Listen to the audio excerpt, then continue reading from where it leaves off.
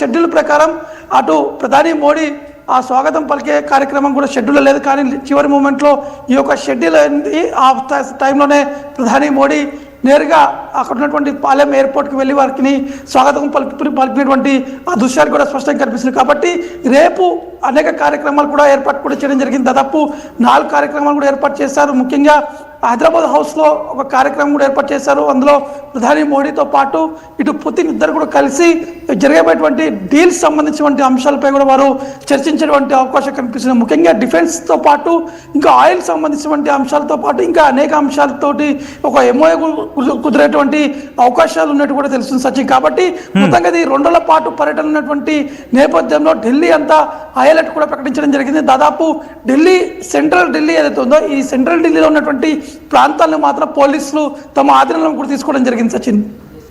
Right, ఒక్కసారి మీరు లైన్లో ఉండే ప్రయత్నం చేయండి. ఆ విజువల్స్ మీరు చూడడం జరుగుతుంది ఆర్టీవీ స్క్రీన్ మీద. కొద్దిసేపటి క్రితం భారత్లోకి అడుగుపెట్టారు రష్యా అధ్యక్షుడు వ్లాదిమిర్ పుతిన్. ఆ విజువల్స్ మీరు చూస్తున్నారు. కీలకమైన డెవలప్మెంట్, ఎందుకంటే యావత్ ప్రపంచం ఆసక్తిగా, యాజ్ నవీన్ సెడ్, యావత్ ప్రపంచం ఈరోజు భారత్ వైపు చూస్తోంది. ఎందుకంటే క్రెమ్లిన్ ఎటువంటి రియాక్షన్ ఇస్తుంది ఇక్కడి నుంచి అనేది. క్రెమ్లిన్ రియాక్షన్ కోసం ఇద్దరు నవ్వుకున్నారు. దాంతోపాటు ఇంకా కీలకమైన డెవలప్మెంట్ అండి, వారిద్దరూ మాట్లాడుకున్న సందర్భం, నవ్వుకున్నారు, ముచ్చరించుకున్నారు, మాట్లాడుకున్నారు.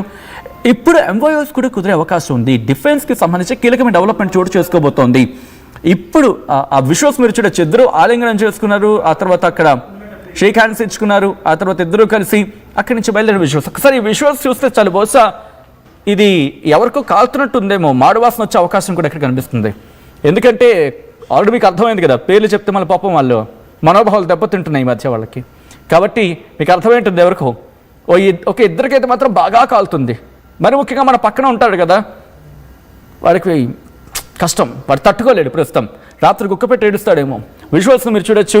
పాకిస్తాన్ పరిస్థితి మీకు అర్థమైంటుంది ఇప్పటికీ. రాత్రి గుక్కపెట్టి ఏడుస్తూ ఉంటాడు ఈరోజు.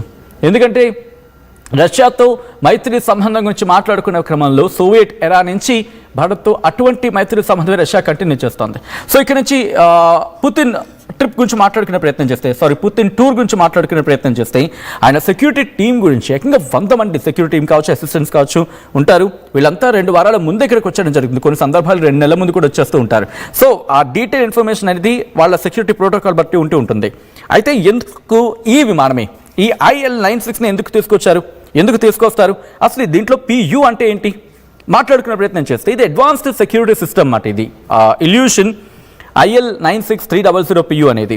ఎందుకంటే అధ్యక్షుడు ఎటువంటి అపాయం తలెత్తకుండా ఎలక్ట్రానిక్స్ కౌంటర్ మెషర్స్ దీన్ని తయారు చేయడం జరుగుతుంది. దీంట్లో ఇతర సేఫ్టీ ఫీచర్స్ కూడా ఉంటాయి. ఇది పూర్తిగా రష్యాలోనే తయారైన, ఒక విధంగా చెప్పంటే ఇండిజీనియస్గా తయారైన విమానం అది. సో ఇక్కడ రష్యా ఏమని సందేశం ఇవ్వాలనుకుంటోంది, స్వదేశీ పరిజ్ఞానంతో మేము తయారు చేసుకున్నాం, చూడండి మా స్వదేశీ పరిజ్ఞానాన్ని మేము నమ్ముకుంటాం, మేము ధైర్యంగా ఉంటాం, దాంట్లోనే ట్రావెల్ చేస్తామని చెప్పి ప్రపంచానికి సందేశం ఇవ్వడం.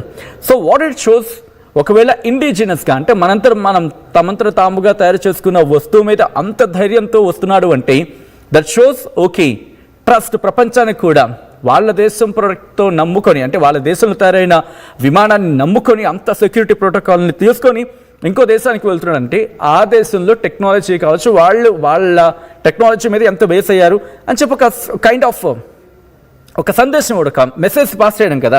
సో దాని నుంచి ఇంకొంచెం ముందుకు వెళ్ళే ప్రయత్నం చేద్దాం. దీంతోపాటు ఆ దేశ ప్రజలకు కూడా ఓకే మన దేశంలో తయారైంది, మేడ్ ఇన్ రష్యా అంటే కనుక we have to be proud అని చెప్పి గర్వంగా చెప్పుకోవడం కాదు, ఆ గర్వాన్ని అంత ఇనుమడింప చేసుకొని ఉపయోగించుకునే అవకాశం ఉంటుందని చెప్పి ఒక కైండ్ ఆఫ్ వాళ్ళలో కూడా బలాన్ని నింపడం అనేది అక్కడ ప్రస్ఫుటిస్తుంది. ఇక దీంతో పాటు పుతిన్ విమానం పేరు మనం మాట్లాడుకున్నాం, ఇల్యూషన్ IL-96 దీంట్లో PU అంటే రష్యాలో పంక్త్ ఉప్రవలేనియా అని చెప్పి అర్థం. అంటే కమాండ్ పోస్ట్. అది కనిపించడానికి విమానం అయ్యి ఉండొచ్చు కాక, కానీ విమానం కాదు, అది ఒక కమాండ్ పోస్ట్. అంటే ఎగిరే కమాండ్ పోస్ట్ వాళ్ళకి, రష్యాకి. అంటే ఆ దేశాన్ని పాలించే అధ్యక్షుడికి సంబంధించి మాట్లాడుకునే క్రమంలో ఎస్పెషల్లీ ఎమర్జెన్సీ టైంలో ఒక ప్రాపర్ కమ్యూనికేషన్ సిస్టమ్ ఉంటుంది. సో ఇక్కడి నుంచి నేరుగా ఒకసారి మా ప్రతినిధి నవీన్ దగ్గరికి వెళ్ళే ప్రయత్నం చేస్తున్నాను. నవీన్, ప్రస్తుతం ఎన్ని వెహికల్స్ ఆయన కాన్వాయ్లో, ఎటువంటి సెక్యూరిటీని ఏర్పాటు చేయడం జరిగింది? ఐ కెన్ సీ దట్ మీ బ్యాక్గ్రౌండ్లో పూర్తిగా బ్యారికేడింగ్ ఉంది. ఎటువంటి రిస్ట్రిక్షన్స్ ఉన్నాయి ప్రస్తుతం ఢిల్లీలో? దీనికి సంబంధించిన డీటెయిల్స్ ఏంటి? ఎస్ వచ్చిన అంటే ఆ పాలెం ఎయిర్పోర్ట్ నుంచి మరికొద్ది నిమిషాల్లోనే ప్రధాని మోడీ నివాసానికి చేరుకోబోతున్నారు. దాదాపు గంట